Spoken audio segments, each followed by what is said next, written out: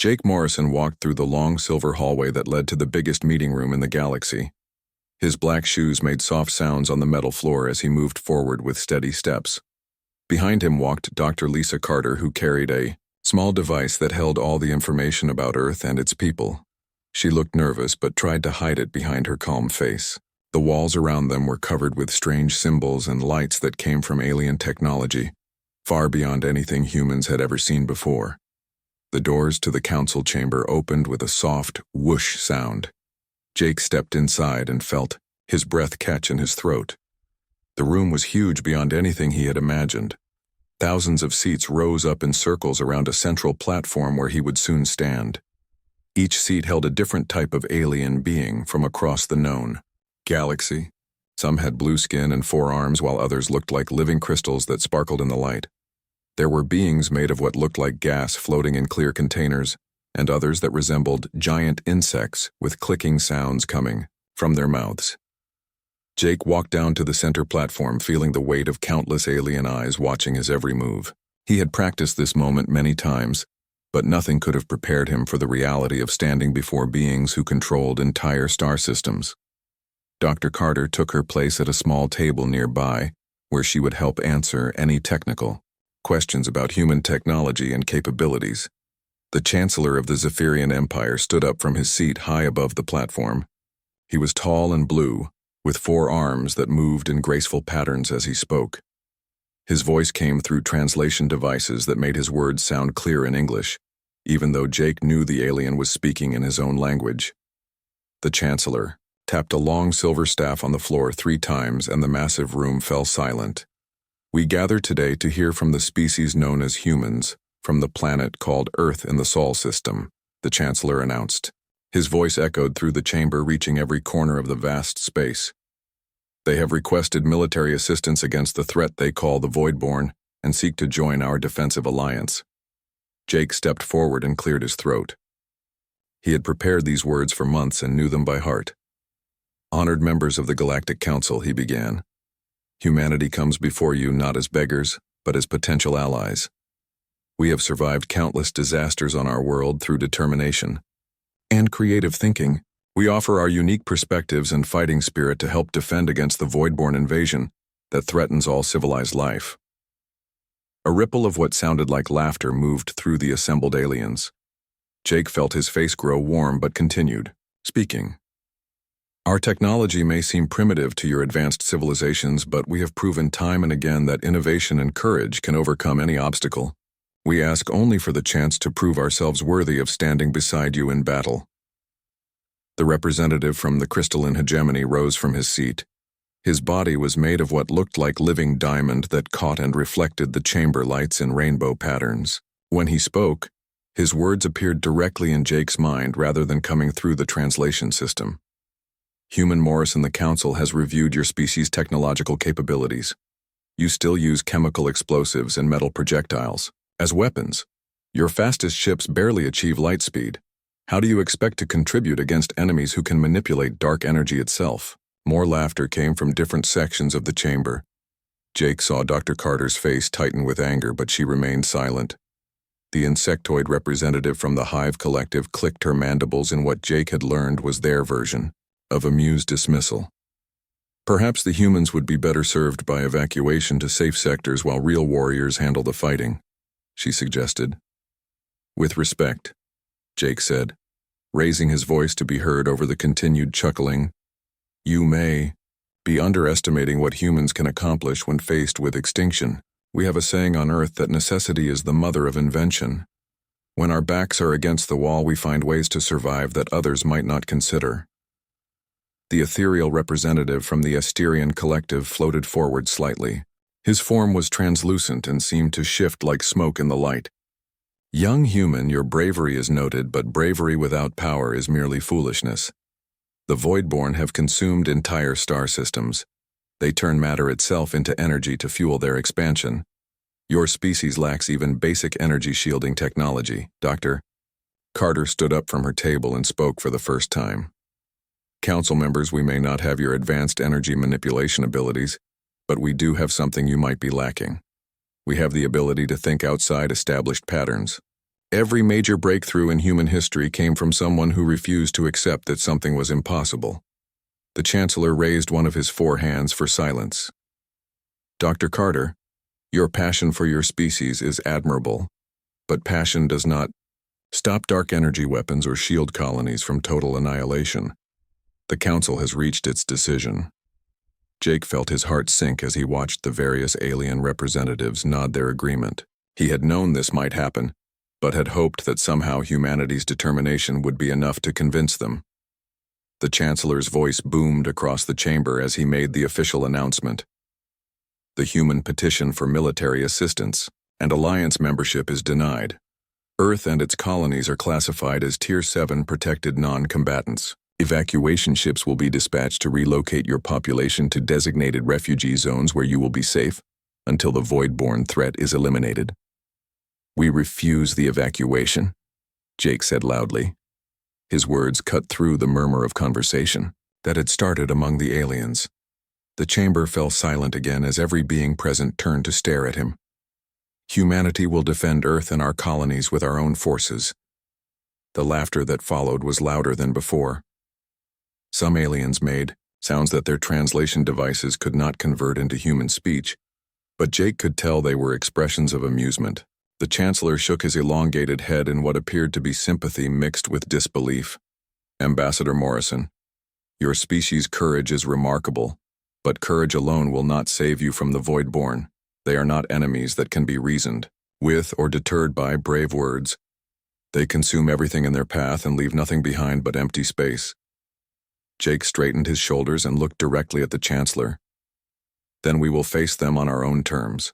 If humanity is destined to become extinct, we will go down fighting, rather than hiding in refugee camps watching others defend our homes. Dr. Carter packed up her equipment as the formal session ended. Around them, aliens continued their conversations, in dozens of different languages, creating a symphony of sounds that hurt human ears. As Jake and Lisa walked toward the exit, they could still hear laughter following them from the chamber. The silver doors closed behind them with a final soft sound, leaving them alone in the hallway. Jake looked at Dr. Carter and saw his own determination, reflected in her eyes.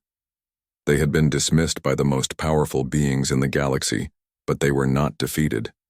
Humanity would find its own way to survive just as it always had throughout history. The Voidborn fleet appeared at the edge of the solar system like a spreading disease across the stars. Admiral Chris Hayes watched the sensor displays with growing horror as the alien ships became visible on the main screen. Each vessel was the size of a small moon and seemed to absorb light itself, creating dark holes in space where they moved. The ships had no clear design that human minds could understand, but appeared to be living creatures made of metal and shadow. Admiral, the energy readings are beyond anything we have ever measured, reported Captain Helen Brooks from her tactical station. Her voice remained steady, but Chris could see the fear in her eyes as she studied the data. 12 capital ships, each one generating enough power to destroy a planet. There are also hundreds of smaller vessels surrounding them, like a swarm of insects. Chris activated the fleet communication system and spoke to every human ship in the solar system. His voice carried across space to reach crews who knew they were facing impossible odds. All ships, this is Admiral Hayes. Today we fight not just for Earth, but for the idea that courage and determination can overcome any enemy. Show the galaxy what humanity is capable of. The first wave of human defenders moved to intercept the Voidborn at Jupiter's orbit. Commander Tony Walsh led 20 fast attack ships in a desperate charge against the alien fleet. His ships were small and quick compared to the massive enemy vessels, but they carried the most powerful weapons that human technology could create. All ships target the lead vessel, Tony commanded as his squadron approached the aliens. Fire rail guns on my mark. The human ships opened fire simultaneously, sending streams of metal projectiles toward the Voidborn at nearly the speed of light. The projectiles struck the alien ship and seemed to disappear into its dark hull without causing any visible damage. The Voidborn response was immediate and terrifying. Beams of pure darkness shot out from the alien ship, striking 3 human vessels. The ships did not explode or burn, but simply ceased to exist, as if they had never been built. Where moments before there had been metal and crew, there was now only empty space. Fall back to prepared positions, Chris ordered as he watched his tactical display with a sinking heart. All ships retreat to the minefield and activate proximity detonation. The surviving human ships turned and fled toward the inner solar system, with the voidborn fleet following at a steady pace that seemed almost casual. The alien ships entered the minefield that had taken months to deploy. Explosions began to bloom throughout space as the automated mines detected the energy signatures of the voidborn vessels. Nuclear warheads detonated with the force of small suns, creating spheres of plasma that expanded for thousands of kilometers, in all directions. Direct hits on multiple targets, Helen reported with excitement in her voice. The explosions are big enough to destroy any normal ship. But as the plasma cleared, the voidborn vessels emerged completely undamaged. The nuclear explosions had been absorbed by energy fields that surrounded each alien ship, like protective shells. Dr. Lisa Carter's voice came through the communication system from her laboratory on Luna. Her words were rushed as she tried to make sense of the sensor readings that defied human understanding. Admiral, I am detecting quantum fluctuations in their defensive systems.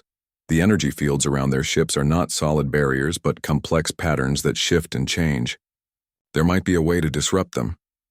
Tell me what you need, Chris replied as he watched the voidborn fleet continue its advance toward Earth. The alien ships moved through space without any visible means of propulsion, but maintained perfect formation as they approached the inner planets. I need time to analyze the fluctuation patterns, Lisa said. If I can find the resonance frequency, we might be able to overload their shields, but I need the fleet to keep the aliens busy while I run calculations.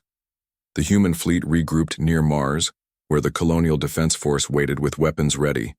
The Red Planet had become humanity's backup plan if Earth fell, but now it would serve as another battlefield in the fight for survival. Mining stations and terraforming equipment had been converted into weapons platforms that bristled with industrial lasers and makeshift missiles. All ships prepare for synchronized attack, Chris commanded. We need to buy Dr. Carter time to find a weakness in their defenses, target the smallest voidborn vessels, and fire everything we have. The human fleet opened fire with every weapon they possessed. Railguns spat metal projectiles while missile launchers released clouds of nuclear warheads. The space between Mars and the voidborn fleet lit up with explosions and energy beams. Some of the smaller alien vessels began to show damage as the concentrated human fire overwhelmed their defensive systems. Dark energy leaked from wounds in their hulls while strange lights flickered along their surfaces. But for every small ship that was damaged, the larger vessels remained completely untouched by human weapons. Admiral, the Voidborn are adapting, Helen reported with growing alarm. Their shield frequencies are shifting to compensate for our attack patterns. They are learning how to defend against our weapons in real time. As she spoke, the damaged alien ships began to repair themselves as if their wounds were healing like living tissue. The Voidborn fleet reached Mars orbit and began to spread out in a formation that would surround both Mars and Earth. The human colonists on the Red Planet opened fire with their converted mining equipment, but their attacks had no more effect than throwing rocks at armored vehicles. Several colonial stations simply vanished as dark energy beams touched them. Dr. Carter report, Chris called urgently. The human fleet was taking heavy losses and Earth was now within range of the alien weapons. Time was running out for humanity, and their last desperate plan. I found something, Admiral, Lisa replied with excitement breaking through her exhaustion. The Voidborn ships exist partially in quantum space, which is why our normal weapons cannot hurt them. But that same quantum state makes them vulnerable to paradox. If we can create a logical contradiction in their system, it might cause their technology to fail. How do we create a paradox? Chris asked while watching another human ship disappear under alien fire. The USS Defiance shook as energy beams passed close to its hull, leaving trails of disrupted space in their wake. We need to establish a quantum link with their fleet, Lisa explained. But to do that, we need to get inside their defensive perimeter. It would be a suicide mission, Admiral. Any ship that gets that close will be destroyed. Chris looked around, the bridge at his crew who had followed him into this impossible battle. Every person on his ship knew they were likely going to die, but none of them showed any sign of backing down. Captain Helen Brooks met his eyes and nodded silently, letting him know she understood what had to be done. All ships, this is, Admiral. Hayes, Chris announced on the fleet channel. "We are going to attempt something that has never been tried before. I need volunteers for a one-way mission into the heart of the enemy formation. We are going to teach these aliens something about human determination." The response came immediately from every surviving ship in the human fleet. Captains and crews who had already faced certain death multiple times volunteered without hesitation for one final charge against the Voidborn. Commander Tony Walsh volunteered to lead the mission in his damaged but still functional attack ship. "Tony, you take point with the quantum device," Chris ordered. "Get as close as you can to their command ship and establish the link. The rest of us will provide cover fire and try to clear you a path through their defenses." The human fleet formed up for their final attack as Earth hung in space behind them. Blue oceans and white clouds looked peaceful from a distance, but Chris knew that billions of people were watching the battle and depending on their success. If this plan failed, humanity would face extinction within hours. "All ships attack," Chris commanded. The human fleet charged directly into the Voidborn formation with weapons firing and engines pushed beyond their design limits. Ships exploded around them as alien energy beams found their targets, but the survivors kept moving forward, driven by desperate courage and the knowledge that failure meant the end of everything they had ever known. Commander Tony Walsh pushed his damaged ship through the chaos of the battle while explosions lit up space around him. The USS Intrepid had lost half its armor plating and was leaking atmosphere from multiple hull breaches, but its engines still functioned, and the quantum device that Dr. Lisa Carter had built was secured in the cargo bay. Behind him, the human fleet was being torn apart by voidborn energy weapons, but every destroyed ship bought him a few more seconds to reach his target. "Tony, you have a clear path to the command vessel," came Admiral Chris Hayes' voice through the communication system. "We are drawing their fire, but you need to move fast. Hull breach in Section 4. Sealing blast doors now." The Voidborn command ship loomed ahead like a mountain of living darkness. Its surface rippled with energy patterns that hurt human eyes to look at directly. Strange geometries covered its hull that seemed to fold in on themselves in ways that violated the laws of physics. Tony could feel his mind struggling to process what he was seeing as his ship approached the alien vessel. "Quantum device is online and ready for deployment," reported his tactical officer, Lieutenant Ben Clark. The young man's hands shook as he worked the controls, but his voice remained steady. "Dr. Carter says we need to get within 1,000 meters of their hull to establish the quantum link." In her laboratory on Luna, Dr. Lisa Carter watched the battle through sensors and data feeds while making final calculations for the paradox generator. Her screens showed quantum equations that represented humanity's last hope for survival. The mathematics were so complex that even she was not entirely sure the device would work as intended. "Admiral, the paradox needs to be introduced at exactly the right moment," Lisa transmitted to the fleet. "The Voidborn process information through quantum entanglement across their entire fleet. If we can inject a logical contradiction into their network, it should propagate to every ship simultaneously." Admiral Chris Hayes watched the tactical display as Tony's ship approached the enemy command vessel. Around them, the space battle raged, with human ships disappearing under alien fire, while others continued their desperate attacks. The USS Defiance shook as energy beams passed nearby, leaving distortions in space that made the stars appear to bend and twist. "All ships concentrate fire on the escort vessels," Chris commanded. "Give Tony a clear shot at the command ship. This is our only chance to turn this battle around." The surviving human ships focused their remaining weapons on the smaller Voidborn, vessels that were moving to intercept Tony's approach. Railgun projectiles and nuclear missiles converged on the alien escorts, creating a wall of explosions that briefly blocked their line of sight. Several of the smaller Voidborn ships were damaged enough that their dark energy weapons stopped firing. But the respite was temporary, as the alien vessels began to adapt and repair themselves. Tony pushed the USS Intrepid through the gap in the enemy formation, while alarms sounded throughout his ship. "Ben, activate the quantum device now," he ordered as his ship closed the final distance to the command vessel. "We may only get one shot at this." The quantum paradox generator came online, sending invisible waves of energy toward the massive alien ship. The device was based on principles that human science barely understood, but Dr. Carter had built it using captured fragments of voidborn technology combined with human innovation. If her theories were correct, the paradox would spread through the enemy network like a virus. Link established, Ben reported as strange readings appeared on his instruments. The device is connected to their quantum communication system, initiating paradox sequence now. On Luna, Dr. Carter watched as her creation began to work. The quantum equations on her screen started to shift and change as the paradox propagated through the voidborn network. But something was wrong with the readings. The alien ships were not responding as her calculations had predicted. "Admiral, the paradox is not working," Lisa reported with growing alarm. "The voidborn consciousness is too alien.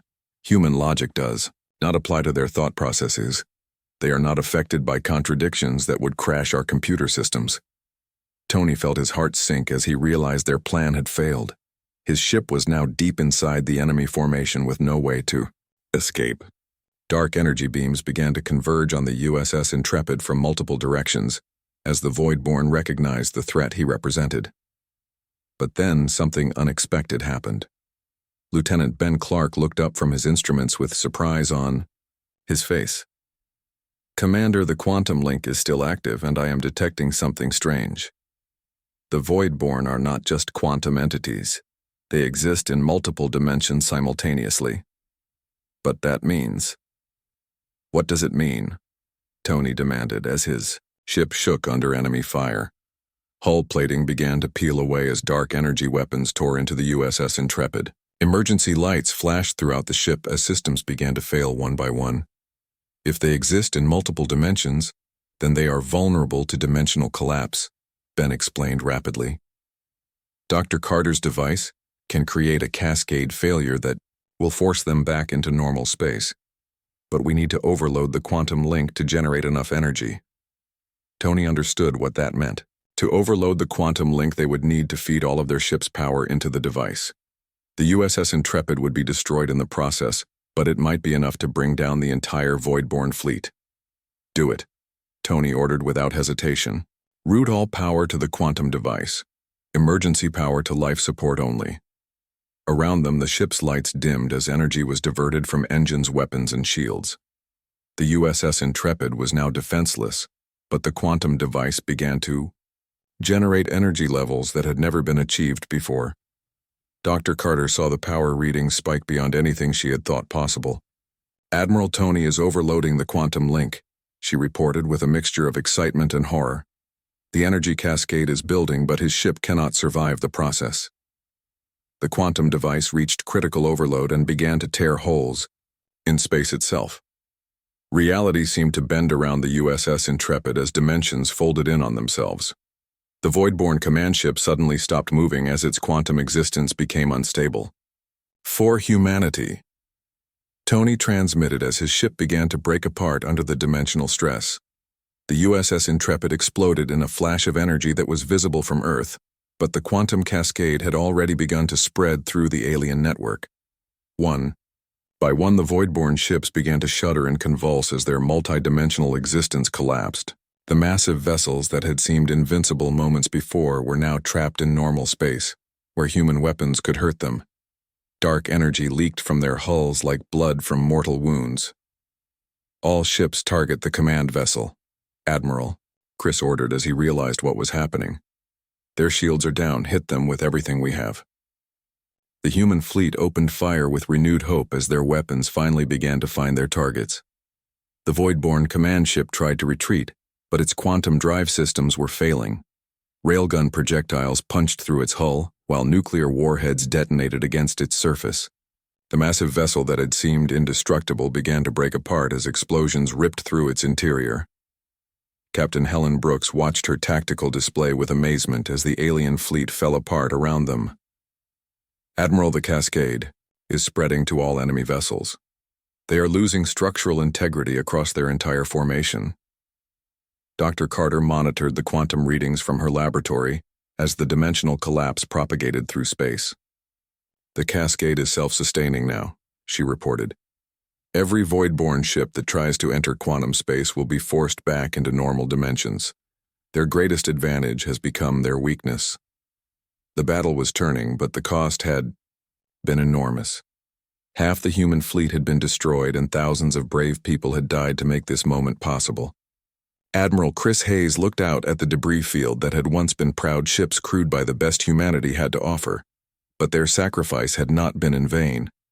The voidborn fleet was retreating in disorder as ship after ship succumbed to the dimensional cascade.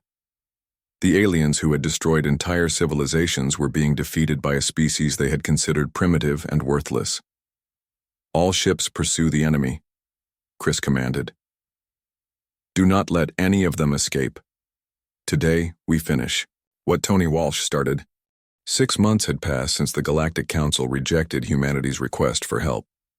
Admiral Chris Hayes stood on the bridge of the USS Defiance looking out at the most impressive sight in human history.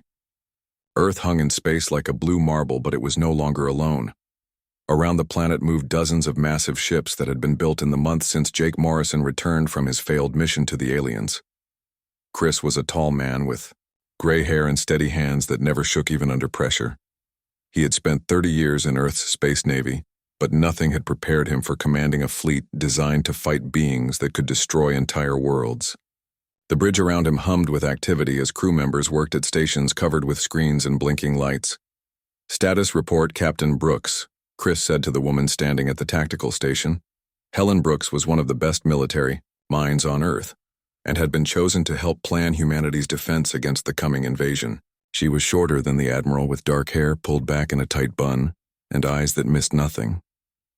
47 battlecruisers are ready for combat, Admiral, Helen replied while checking the data on her screens. Each ship carries the new railgun systems that can fire metal projectiles at nearly the speed of light. Dr. Murphy's team has installed the antimatter warheads on all flagship weapons. The explosive power of each warhead is equivalent to a small star going supernova.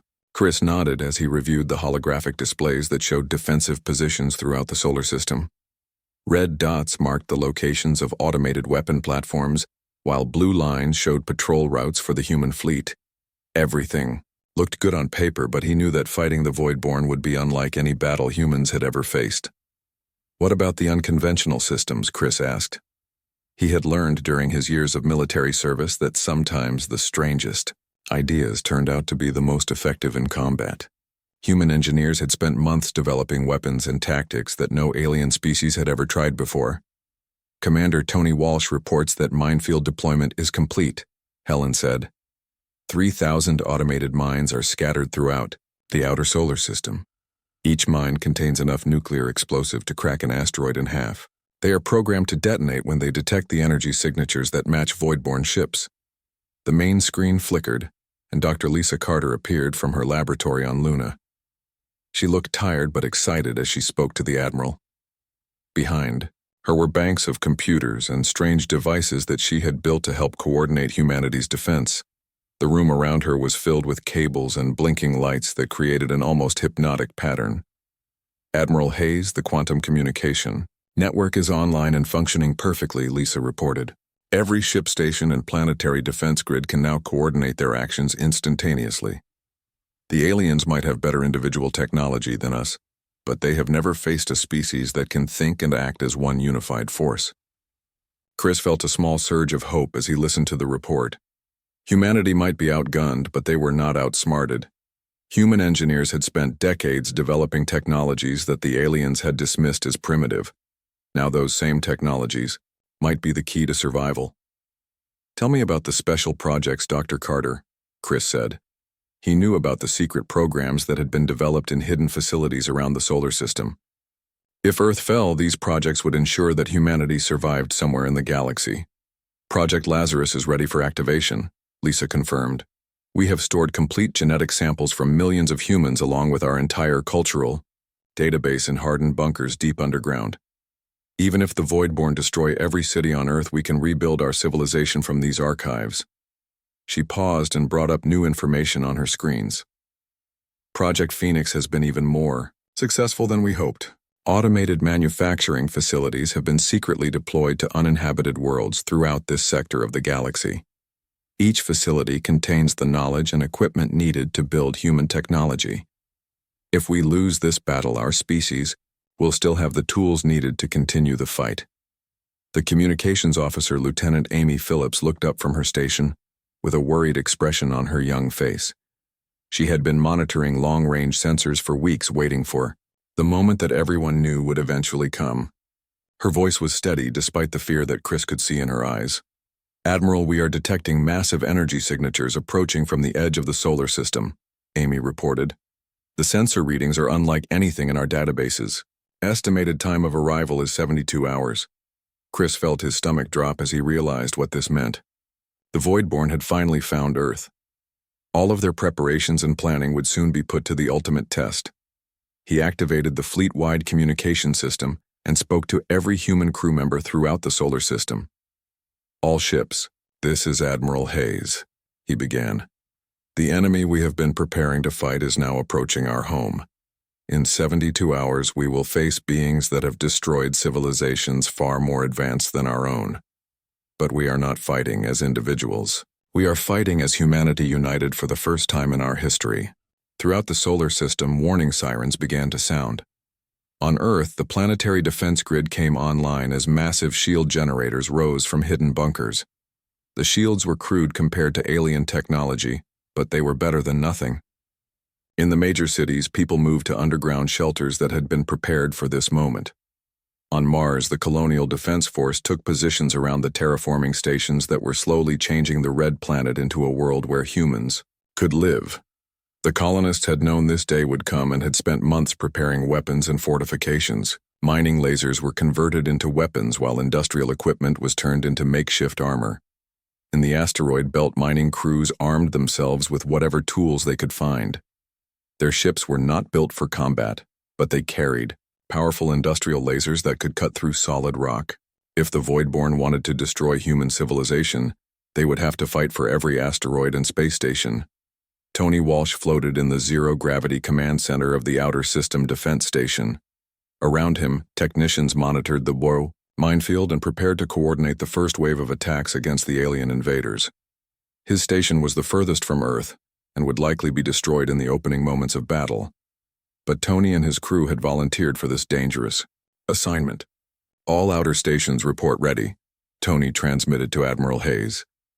"Minefield is armed and sensors are tracking multiple large objects moving toward the inner system. Whatever these things are, they are big enough to show up on gravitational sensors from billions of kilometers away." Dr. Carter worked frantically in her laboratory, making final adjustments to the quantum communication network. If the system failed during battle, the human fleet would lose its greatest advantage over the aliens. She had not slept in 3 days, but refused to rest until every connection was perfect. "Network stability is at maximum efficiency," she reported to Admiral Hayes. "All ships are linked and ready for coordinated combat operations. Admiral, I know our technology seems primitive compared to what the aliens can do, but we have something they do not understand. We have the ability to adapt and improvise under pressure." Chris looked around the bridge of the USS Defiance and felt proud of what humanity had accomplished in such a short time. 6 months ago, they had been dismissed as primitive by the most advanced beings in the galaxy. Now they commanded a fleet that could potentially challenge enemies who could destroy entire star systems. "All stations prepare for combat," Chris announced. "In less than 3 days, we will discover whether human determination is enough to overcome superior alien technology. Whatever happens, we will face extinction on our own terms. Make humanity proud." The waiting was almost over. 3 weeks after the destruction of the Voidborn fleet, Ambassador Jake Morrison once again walked through the silver hallways of the Galactic Council station. This time, however, everything was different. The alien beings he passed in the corridors no longer looked at him with amusement or dismissal. Instead, their various eyes and sensory organs tracked his movement with something that looked very much like respect mixed with fear. The council chamber doors opened to reveal the same vast amphitheater where humanity had been rejected months earlier, but the atmosphere in the room had changed completely. Where once there had been casual dismissal and mocking laughter, now there was tense silence. Thousands of alien representatives sat in their seats watching Jake's approach with nervous anticipation. Behind, Jake walked Dr. Lisa Carter and Captain Helen Brooks, both bearing scars from the recent battle against the voidborn. Lisa's left arm was in a medical support device after being injured during the dimensional cascade, while Helen walked with a slight limp from when her ship had been damaged in the final assault. But both women held their heads high as they took their places beside the human ambassador. The Zephyrian Chancellor stood at his elevated position, but his four arms trembled slightly as he addressed the assembly. His blue skin had lost some of its vibrant color, and his voice lacked the confident authority it had possessed during their first meeting. The reports from the Sol system have been verified by multiple independent sources, he announced. Humanity has accomplished what our combined fleets deemed impossible. Jake remained standing in the center of the platform with his hands clasped behind his back, and his expression carefully neutral. Inside, he felt vindication coursing through his veins, but he was careful not to let his emotions show on his face.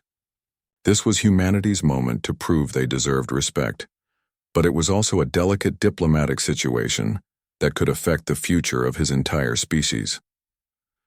The representative from the crystalline hegemony projected confused thoughts into the chamber that were translated for all species to understand. How did a Tier 7 species destroy a voidborn fleet that had terrorized the Outer Rim territories for cycles? Our most advanced weapons proved useless against their quantum shielding technology. Perhaps, suggested the ethereal delegate from the Asterian Collective, our understanding of technological advancement requires fundamental revision. We have focused on energy manipulation and matter conversion, while ignoring other forms of innovation. The insectoid hive queen clicked her mandibles nervously as she spoke. The humans used primitive kinetic weapons and chemical explosives against enemies who existed partially outside normal space. According to all known principles of physics, their victory should have been impossible. Dr. Lisa stepped forward and activated a small holographic projector that showed the battle data from the Sol system. Council members, the flaw in your reasoning was assuming that technological sophistication automatically leads to tactical superiority. Humanity succeeded because we approach problems differently than established galactic civilizations. The hologram displayed the moment when the USS Intrepid had overloaded its quantum device and triggered the dimensional cascade that brought down the voidborn fleet. Several alien representatives made sounds of amazement as they watched primitive human technology accomplish what their advanced weapons could not. The voidborn were defeated not through superior firepower, but through innovative thinking, Helen added from her position beside the platform. We identified a weakness in their multi-dimensional existence and exploited it using principles that your scientists had overlooked. A new voice entered the chamber as Admiral Chris Hayes appeared via holographic projection from Earth. His image flickered slightly due to the vast distance, but his words came through clearly. Council members, we succeeded because humans are willing to think beyond conventional limitations. Where you saw insurmountable technology, we saw a puzzle to be solved. The Zephyrian Chancellor's voice carried a note of desperate urgency as he made the Council's new offer. Ambassador Morrison, humanity's recent achievements have led us to reconsider our previous classification. The Council is prepared to grant immediate Tier 2 status and full membership in the Galactic Defense Alliance, with all the benefits and protections that such status provides. Jake exchanged brief glances with his companions before responding. Chancellor, we appreciate the Council's revised assessment of human capabilities, but after careful consideration, humanity must decline your generous offer. Shocked gasps and agitated sounds erupted throughout the assembly. Aliens who had never seen their authority questioned began talking rapidly among themselves in dozens of different languages. The translator systems worked overtime to convert the cacophony of voices into understandable speech.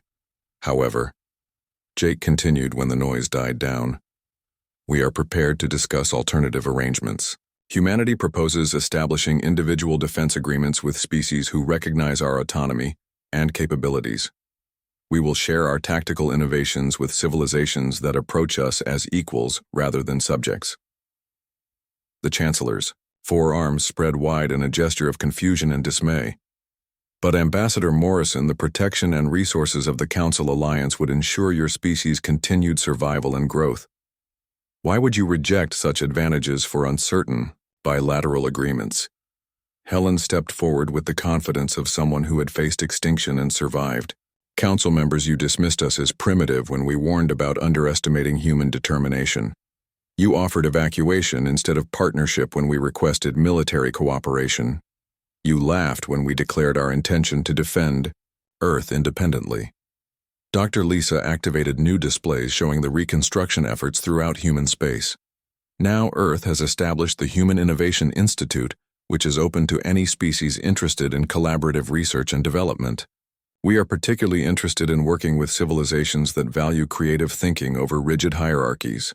The ethereal Asterian delegate's translucent form shimmered with what appeared to be excitement. The Asterian collective would be greatly honored to establish a research partnership with humanity.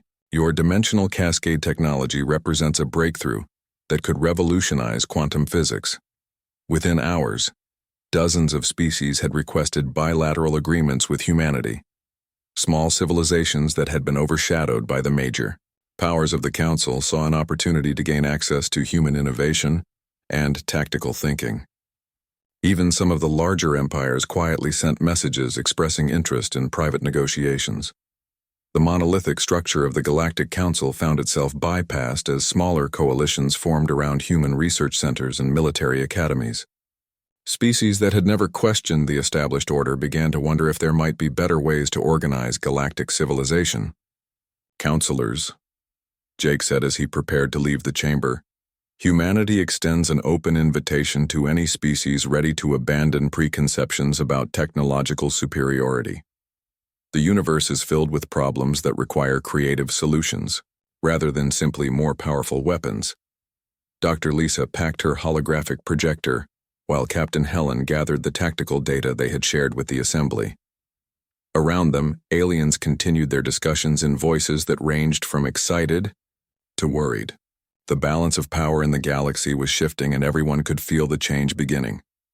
As the human delegation moved toward the exit, several individual alien representatives approached them privately.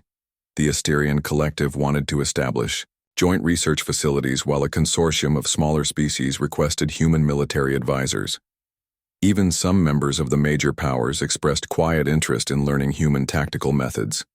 The silver doors of the council chamber closed behind the humans, but this time no laughter followed them into the hallway. Instead, there was only the sound of intense debate, as the most powerful beings in the galaxy struggled to understand how their carefully ordered universe had been turned upside down by a species they had considered beneath notice. Jake Morrison smiled as he walked through the station corridors toward the docking bay where their ship waited. The age of human isolation was ending, but it was being replaced by something far better than subjugation to alien authority. Humanity was taking its place as a leader among the stars, and the galaxy would never be the same. The Council had laughed when humans departed, but now they were learning that sometimes the greatest wisdom comes from the most unexpected sources.